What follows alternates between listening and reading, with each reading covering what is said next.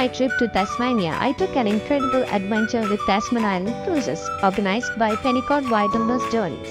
The journey began in Hobart, where a comfortable bus took us around Port Arthur to start the cruise. It was a gloomy day with a little drizzle, but that didn't dampen our spirits. They even provided coveralls to keep us dry from the splashing water. We journeyed along the spectacular coastline from Arthur to Eagle Hope Neck.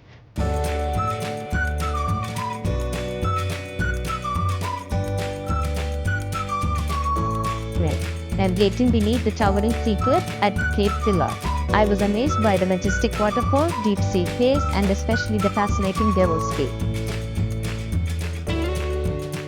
The guides from Pennicott Wilderness Journeys were amazing, sharing their knowledge and enthusiasm throughout the trip.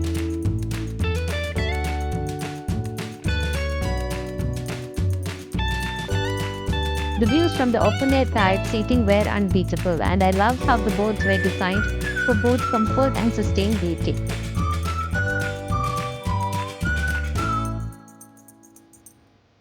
We rounded Tasman Island and saw the historic lighthouse perched atop of the hill.